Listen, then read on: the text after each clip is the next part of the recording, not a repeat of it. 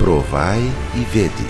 História de hoje: esperança para Jesus. A crise política e econômica na Venezuela tem transformado o país num verdadeiro caos social. Seus habitantes, sem moradia, emprego e passando fome, atravessam a fronteira em direção a outros países à procura de melhores condições de vida. Grande parte dos imigrantes que chegam ao Brasil se dirigem até a cidade de Boa Vista, capital de Roraima.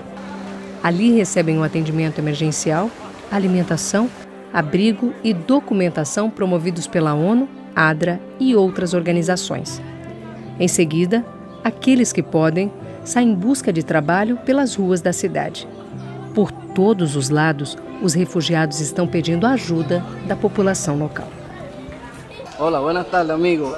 Yo vengo llegando de la Venezuela para ver si el señor me puede ayudar con algún trabajo, algo ahí para hacer. Pero yo sé limpiar montes, sé pintar casa, cualquier cosa que el señor tenga ahí que hacer en su casa y me puede... Quer trabalhar mesmo? Quiero trabajar. Eu tenho uma panificadora, eu tô indo pra lá e você vai trabalhar um dia comigo, tá bom? No, está bien, amigo, vamos, no hay problema no. Muchas gracias.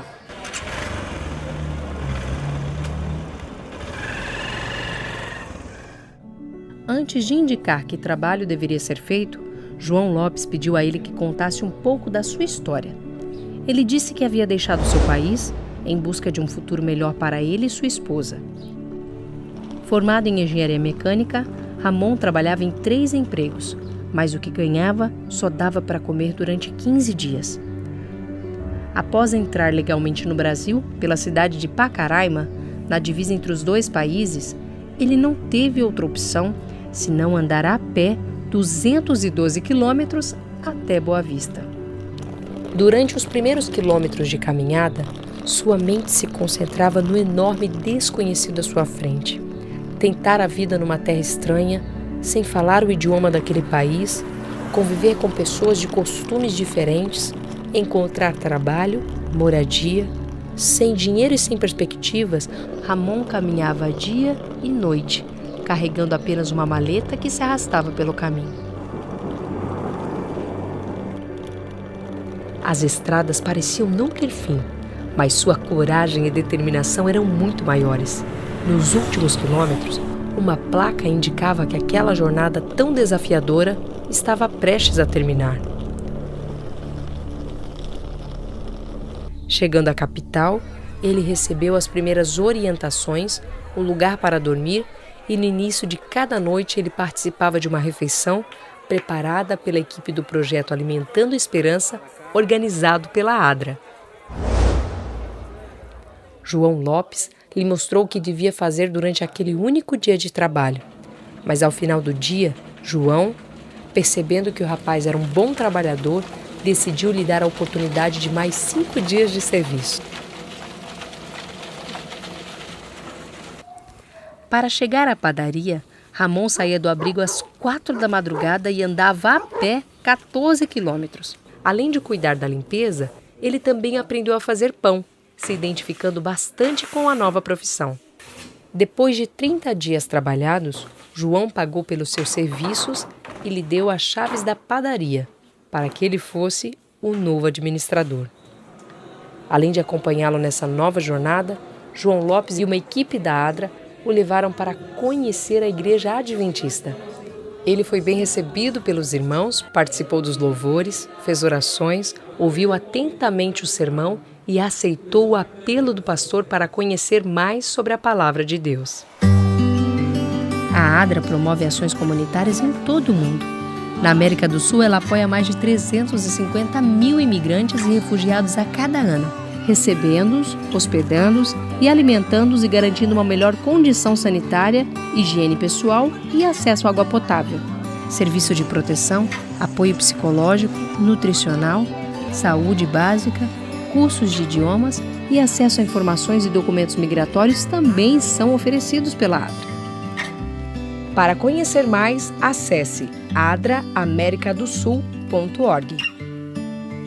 E agora eu os convido para esse momento especial de adoração, através dos dízimos e das ofertas. Que Deus os abençoe.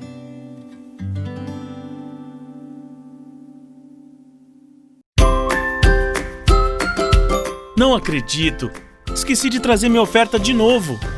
Não se preocupa, cara. Você pode ofertar da mesma forma, mas pelo aplicativo Seven-me. Não conheço. Presta atenção. Eu faço minha adoração por aqui já tem um tempão. Assim não preciso ficar andando com dinheiro na carteira. É muito mais seguro dizimar e ofertar pelo aplicativo. Que da hora! Me ensina! Também quero usar. Claro! Pega seu celular aí. Agora entra na loja de aplicativos e digita Sete-me. Baixa e instala. Beleza, e agora? Abre o Seven-me e faz seu cadastro. Usa o e-mail cadastrado aqui na secretaria da igreja, hein? Ainda bem que lembro qual foi. Senão teria que perguntar para a secretária ou ligar lá no suporte técnico da associação. Pronto. E agora? Você vai receber o e-mail para ativar seu cadastro. Vê aí na sua caixa de entrada. Opa, chegou! Agora é só concluir o cadastro, voltar no aplicativo, digitar usuário e senha e você já pode ofertar por aqui. E se eu não lembrar da senha? Aí você clica em Esqueci minha senha e vai receber um e-mail para redefinir senha. Bom saber, porque sempre esqueço a senha. Já concluiu o cadastro? Já, irmão. Eu vou ofertar agora mesmo. O legal desse aplicativo é que você pode ofertar, dizimar, atualizar os dados cadastrais, solicitar transferências entre igrejas, acompanhar a situação financeira da nossa igreja local ou conferir recibos e extratos. Tudo na palma da mão. É como dizem, o formato é novo, mas a essência é a mesma, de ser fiel a Deus a qualquer preço. Isso é ótimo! Valeu pela dica, Rubens!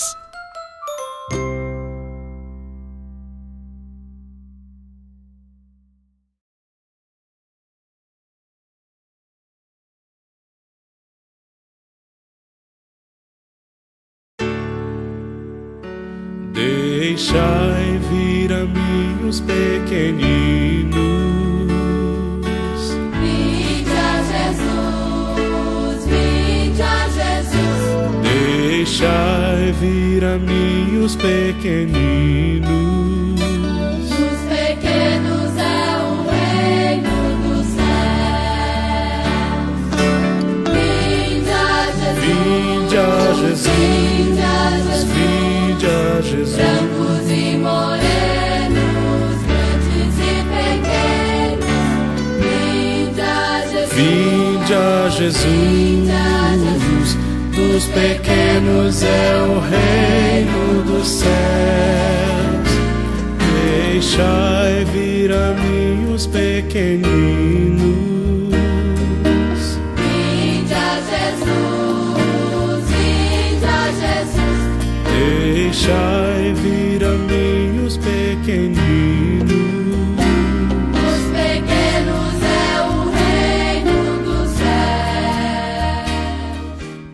Olá, estou contente em encontrar vocês aqui. Na última história, nós vimos que Deus entregou os 10 mandamentos ao povo de Israel. E os 10 mandamentos são divididos em duas partes. A primeira parte diz respeito ao nosso amor para com Deus. E a segunda parte diz respeito ao nosso amor para com o próximo.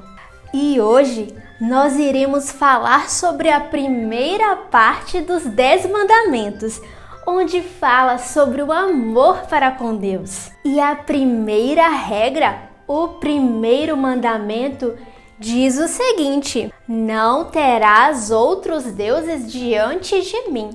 Nessa regra, neste mandamento, Deus está dizendo que Ele deve ser adorado e que nós não devemos adorar as outras coisas.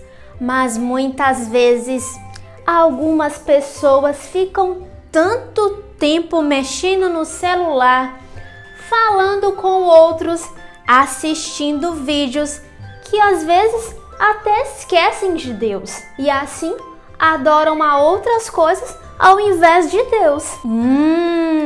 Mas existem também outras pessoas que gostam tanto do seu dinheiro que acabam adorando a isso no lugar de Deus. O dinheiro não serve para ajudar aos outros ou apenas para a sua sobrevivência. E aquilo se torna uma adoração. E a pessoa coloca o dinheiro no lugar de Deus. Ah, mas existem também, infelizmente, algumas crianças que ficam o tempo todo assistindo vídeos, jogando no tablet. E quando a família chama para fazer o culto, para ir à igreja ou estudar a lição da escola sabatina, essas crianças não querem, preferem ficar jogando ou assistindo. E dessa forma, elas estão adorando o tablet no lugar de Deus. E vocês sabiam que algumas pessoas adoram até as suas roupas? É muito triste colocarmos outras coisas no lugar de Deus. E o mandamento é bem claro. A regra diz: não terás outros deuses diante de mim. Deus nos criou e Ele sabe que se nós adorarmos a Ele, seremos felizes. Não teremos felicidade colocando essas outras coisas no lugar de Deus. Nós sabemos que existe um Deus no céu e Ele criou todas as coisas e nós não podemos ter ídolos no lugar de Deus. É claro que você pode gostar de assistir a algum programa de televisão, mas isso não pode se tornar um ídolo. Às vezes, nós gostamos de um cantor, de um atleta famoso, mas eles não podem ser os nossos ídolos. Você pode também gostar dos seus brinquedos, mas eles não podem ser um ídolo. Mas como nós podemos saber se as coisas estão se tornando ídolos em nossa vida? Isso acontece quando a gente gosta muito de alguma coisa. E assim, esse amor fica tão grande que passa a ser uma adoração. E essas coisas ficam no lugar de Deus. Deus é o nosso Criador e somente Ele merece a nossa adoração. A terceira regra, o terceiro mandamento, nos diz o seguinte: não tomarás o nome do Senhor teu Deus em vão. O nome de Deus é santo. Deus é alguém muito importante para nós. Por isso, não podemos falar o nome de Deus de qualquer forma ou usar em brincadeiras, piadas. Devemos falar o nome de Deus em nossas orações, nos cânticos e usarmos sempre com respeito. Hoje nós falamos sobre a primeira parte dos 10 mandamentos, mas são 4 mandamentos na primeira parte e nós falamos de 3. Falta um, não é verdade? E sobre esse mandamento nós falaremos na próxima história. Você já sabe qual é? Ou está curioso para descobrir? E lembrem-se sempre, se amamos a Deus, obedecemos às suas regras, pois quem ama, obedece. Vamos falar juntos o nosso verso, João 14:15. Se vocês me amam, obedeçam os meus mandamentos. Vamos orar? Deus de amor, queremos te agradecer pelos mandamentos, queremos te amar e te obedecer. Em nome de Jesus, amém.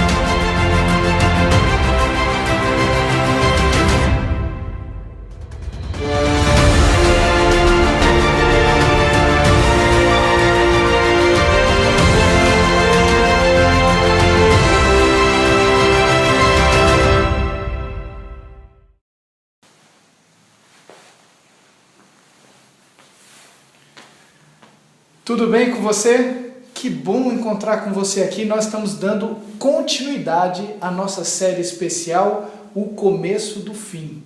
E nessa série nós vamos estudar temas escatológicos. A cada semana temos estudado. Começamos semana passada e se você não assistiu, é só procurar aí que você vai encontrar esse tema tão especial nesse mesmo canal do YouTube. E o nosso tema de hoje é Leis Dominicais. Na semana passada, começamos estudando sobre o tema dos sinais da volta de Jesus.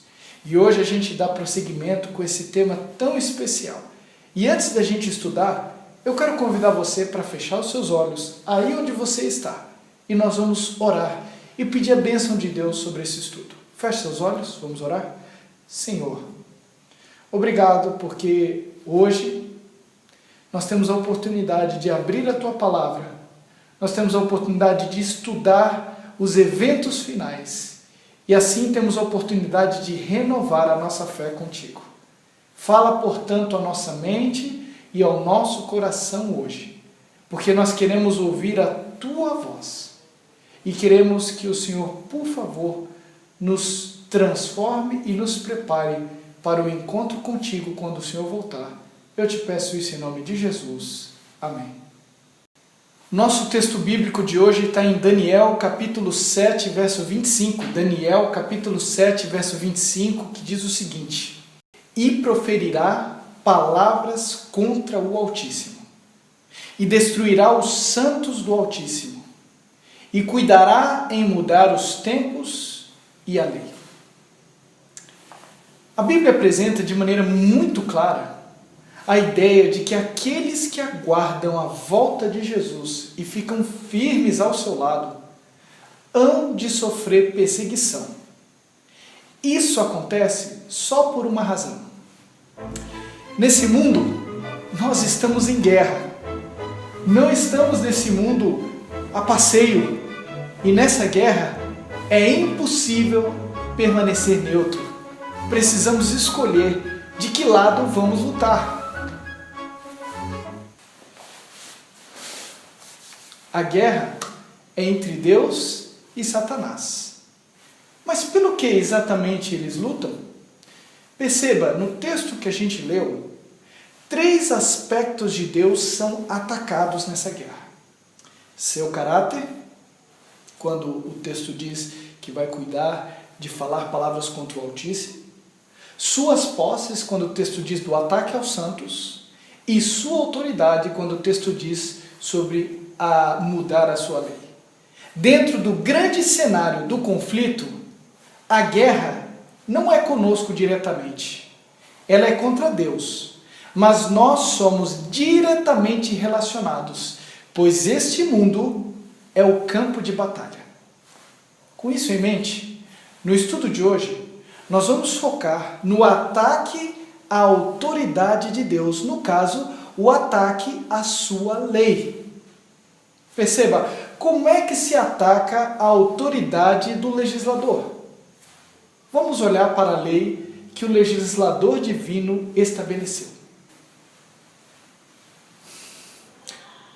Quando Deus deu os 10 mandamentos, ele escolheu um desses para que pudesse ser o seu selo de identidade ou autoridade. Ou seja, é aquele onde ele justifica por que deve ser adorado e que motivos temos para cumprir a lei. Olhe para o 4º mandamento. Se você não guarda o sábado, esqueça por um instante o que ele ordena e olhe para o que ele representa.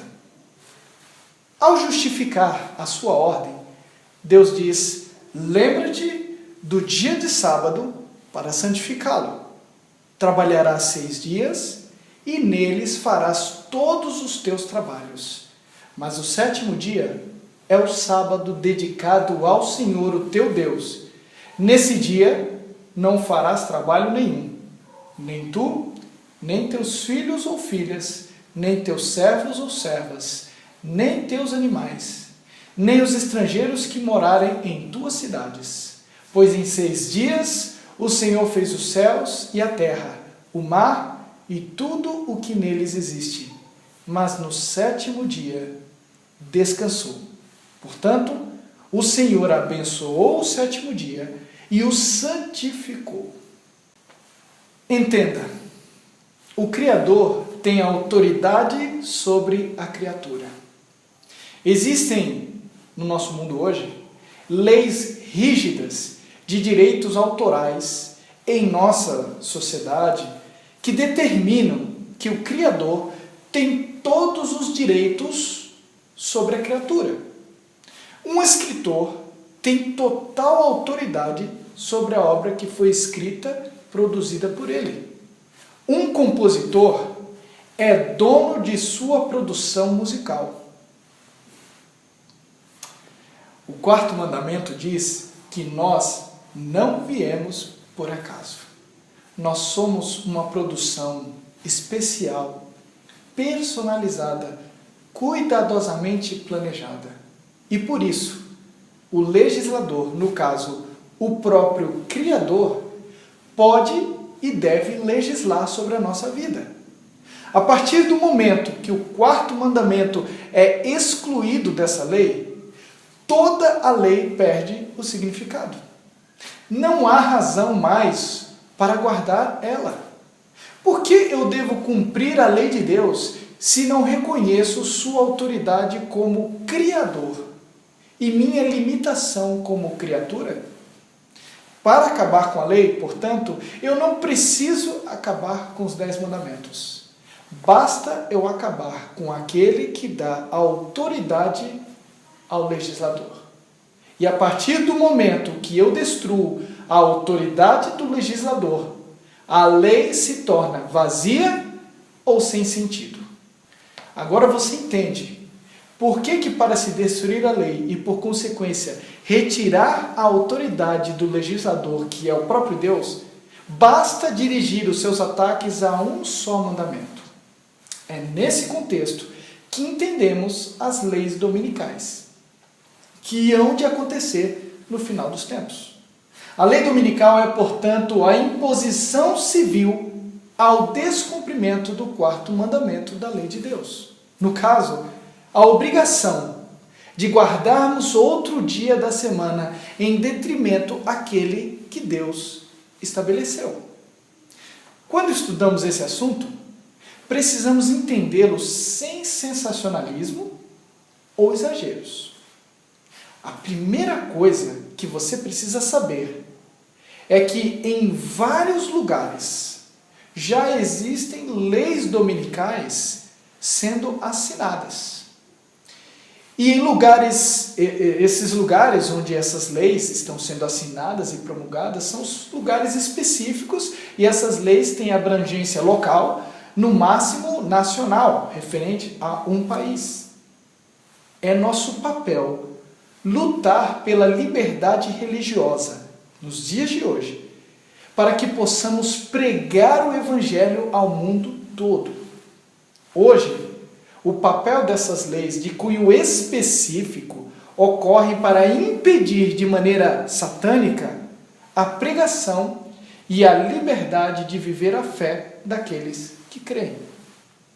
O nosso foco não deve ser apoiar ou favorecer tais leis pensando no cumprimento do fim, na abreviação da volta de Jesus ou que Jesus volte logo, enquanto a gente não fizer a nossa parte de pregar o Evangelho a todo o mundo. Mas em que contexto tais leis se tornam efetivamente um sinal do tempo do fim?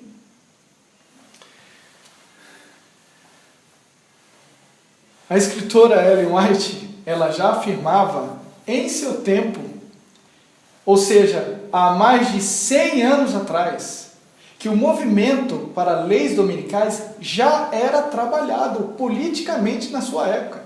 Isso significa que burburinhos sobre essas leis permeiam todo o contexto do fim dos tempos, pelo menos nos últimos 150 anos. É por isso que, ao abordarmos esse assunto, precisamos de equilíbrio para não levantar falsas expectativas, ou mesmo desanimar alguns da fé. O que representam tais leis dominicais? Bom, elas representam a união entre o poder civil e o poder religioso deturpado. Esse é o ponto principal. Quando o poder religioso se une com o poder civil, de tal forma a obrigar, através de decretos e leis, homens e mulheres a crerem ou viverem a religião de acordo com os seus próprios interesses pessoais ou denominacionais, nós vivemos então, nessa conjectura, a essência do problema. Isso já aconteceu antes. Babilônia, Roma, Grécia, são exemplos de nações que usavam o poder civil para impor adoração ou experiência religiosa. Na Idade Média, isso também aconteceu, quando o papado fazia alianças com governantes e detinha tremenda autoridade civil. Sempre, historicamente, que isso aconteceu, houve perseguição, opressão e deturpação da religião. Aproxima-se o dia em que haverá de acontecer de novo. No entanto, precisamos estar atentos que, apesar das iniciativas específicas serem um sinal de que está chegando, só quando esta lei dominical for para o mundo todo, tiver abrangência mundial, é que de fato ela cumpre o papel histórico escatológico designado para ela. Isso acontece quando as autoridades civis começam a promulgar decretos que ferem ou restringem a consciência das pessoas quanto aos seus privilégios religiosos em nome de uma unificação mundial de fé. Na verdade, isso nada mais é do que o retrato da apostasia nacional e consequente ruína. Ecumenismo, sob essa lógica, sob essa ótica, portanto, não é manter diálogo com outra denominação ou lutar juntos por interesses de liberdade religiosa, mas sim vender os meus princípios para estar associado ou debaixo de um mesmo objetivo que fere o princípio bíblico ou mesmo o meu caráter ou a minha consciência. É isso que há de acontecer para que tais leis sejam assinadas. O interessante de tudo isso é que o movimento que faz isso acontecer será liderado por governantes que supostamente defendem o nome de Deus. Você percebeu? Tudo isso é feito em nome de Deus. O diabo não está preocupado em fazer você não crer em Deus. Basta para ele que você tenha uma visão deturpada de Deus. Assim, falar do amor e da graça pode ser bonito, mas se não há submissão e obediência àquilo que Deus determinou, não é nada mais do que a deturpação e o engano promovido por Satanás através de igrejas supostamente cristãs para tirar a autoridade do legislador. Tenho visto cristãos debatendo política como se políticos fossem homens de Deus para defender os seus princípios. Deus não chamou os políticos e governantes para defenderem os princípios do seu reino. Para isso, Deus chamou a igreja. Nunca se esqueça que é em nome de Deus que as leis dominicais são promulgadas. Diante de tudo isso que foi falado, o que devemos fazer para não sermos enganados e, acima de tudo, estarmos preparados? Primeiro, precisamos estudar e entender cada vez mais o plano de Deus para a nossa vida. É tempo de sabermos defender a nossa fé. Por que você crê? Espera, que tem um vídeo no WhatsApp que explica por que eu creio no que eu creio. Assiste essa pregação nesta rede social e você vai entender o que é que eu creio. É tempo de termos uma experiência pessoal com Deus, de tal maneira que a gente saiba, por nós mesmos, dizer por que a gente crê naquilo que a gente afirma crer. Não terceirize a sua fé. Na superficialidade da fé, a incredulidade se enraiza. Sabe quando a gente começa a duvidar, ou desanimar, ou mesmo esfriar? Quando nossa fé é tão rasa que a gente não sabe mais dizer por que a gente faz aquilo que a gente faz. Eu sempre fiz isso, eu sempre acreditei assim, e por isso eu continuo acreditando. A lei de Deus nunca foi um fim em si mesmo. Ela sempre foi a expressão do caráter e princípios de uma pessoa. No final das contas, a lei precisa ser entendida à luz de um relacionamento pessoal nosso com Deus. Portanto, Fortalecer o meu relacionamento com o legislador é fundamental para que eu possa estar preparado. Quando eu conheço o legislador, eu não sou enganado por filosofias sutis de deturpação da sua lei. É porque eu conheço o legislador, porque ele me ama e porque eu quero viver com ele, que eu obedeço a sua lei. O sábado é um presente dele para mim, que tem sua autoridade, que me faz lembrar do cuidado que ele tem por mim. E mudar isso é, portanto, tirar dele a sua autoridade. Apesar de Daniel 7,25 se referir a um poder civil, religioso constituído, a advertência serve também para cada indivíduo. Isso porque se eu nego a sua lei, se eu questiono a sua autoridade, ou se eu persigo os seus fiéis, eu ajo como o mesmo poder que é aqui descrito. No final das contas, cada indivíduo vai decidir que tipo de autoridade Deus tem sobre si.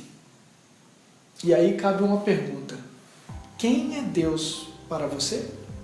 Para você, Deus é um amuleto a quem busca quando está em perigo? Um servo que serve aos seus interesses pessoais? Um sábio a quem busca somente quando precisa de conselhos? Ou um rei e senhor da sua vida a quem você decidiu submeter cada decisão, cada escolha, cada esforço? Quem é o legislador da sua vida? A Bíblia diz em Salmo 119, verso 126. Salmo 119, verso 126. Já é tempo de agires, Senhor, pois a tua lei está sendo desrespeitada. As leis civis que confrontam a lei de Deus, quando estiverem sendo propagadas em nível mundial, serão a manifestação de que a hora do Senhor agir está chegando. E quando este dia chegar, eu espero que você já tenha escolhido de maneira bem firme quem é o legislador da sua vida espiritual. O menino estava sentado junto ao portão que dava acesso à propriedade do seu pai, quando ninguém menos do que Napoleão se aproximou com seus homens e queria cruzar aquela propriedade. Porém, o menino o impedia. Zangado, o imperador gritou com ele: menino, eu sou Napoleão Bonaparte, o imperador. Abra este portão. Muito educado, o menino tirou o chapéu e perguntou: o senhor vai querer que eu desobedeça meu pai? Esse portão aqui está fechado. Aqui ninguém passa, conforme meu pai determinou. Ele me ordenou que ficasse aqui e ele me disse: filho, não abra esse portão para ninguém e mantenha ele sempre fechado. Eu não vou desobedecer a ordem do meu pai. Napoleão virou-se para os seus generais e disse: me deem 1000 homens como esse, e eu conquistarei o mundo todo. E foi-se embora por outro caminho. Aquele menino sabia a quem servia. Ninguém, nem a maior autoridade civil constituída no mundo na sua época, poderia mudar essa verdade. Grandeza é conhecer Ele. Grandeza é submeter a sua vida a Ele. Grandeza é viver sob a autoridade dEle. Nunca deixe ninguém ser o dono da sua consciência. A razão da sua obediência ou o motivo da sua subserviência que não seja aquele que te criou, te salvou, te ama e que quer te levar para o céu. Que Deus te abençoe e que hoje você escolha quem é o Senhor da sua vida, quem é o legislador do seu coração, e que você possa entregar a sua vida por completo para Ele. Feche seus olhos, que eu quero orar. Senhor, obrigado, Pai, pelo privilégio que nós temos de escolher hoje entregar o nosso coração para Ti. Diante das agruras, das perspectivas que hão de vir pela frente, nós queremos Te servir, nós queremos Te seguir e nós queremos Te obedecer, não importa o preço que deva ser pago. Para isso, Senhor Deus, eu Te peço, abençoe a vida desse Teu filho, dessa Tua filha que está me escutando nesse momento, e ajude esta pessoa a tomar uma decisão firme e fazer de Ti o Senhor e Salvador do seu coração e da sua vida. Por favor, eu Te peço, fica conosco, em nome de Jesus. Amém. Que Deus abençoe você. Na semana que vem, nós vamos dar continuidade à série O Começo do Fim, com o tema Sacudidura. Eu espero você aqui, na semana que vem. Que Deus te abençoe. E essa vida, nós vamos clamar a Ele, entregando a nossa vida, para que assim a adoração faça sentido e nós possamos exaltá-lo, aquele que é merecedor. Cante, louve ao nome do Senhor. Hoje eu entrego todos meus temores, todas as doenças espirituais. Hoje eu renovo o meu compromisso de usar os meus talentos para o Senhor. Quero ser ungido por Jesus, ter o dobro do azeite, ser santificado. Entrego minha vida com todo o meu amor, de todo o coração. Eu rendo meu louvor, ergo as minhas mãos para te adorar. Faça teu poder se manifestar em mim. Amém. Glória a Deus. Nós vamos continuar louvando ao nome do Senhor, agora com mais força, com mais entusiasmo, porque Ele merece toda a nossa adoração. Cante, exalte o nome do Senhor, todos juntos. Hoje eu entrego todos os meus temores, todas as doenças espirituais. Ele pode todas as coisas. Hoje eu renovo o meu compromisso de usar os meus talentos para o Senhor. Declare: quero ser ungido por Jesus, ter o dobro do azeite, ser santificado. Cante. Entrego minha vida com todo o meu amor, de todo o coração. Eu rendo meu louvor,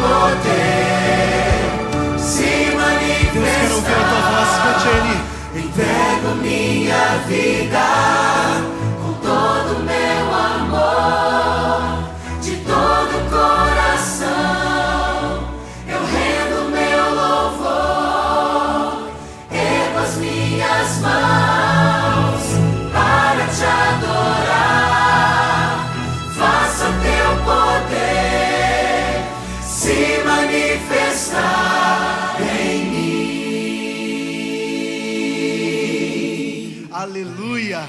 Glória a Deus. Louvado seja o nome do Senhor. Amém.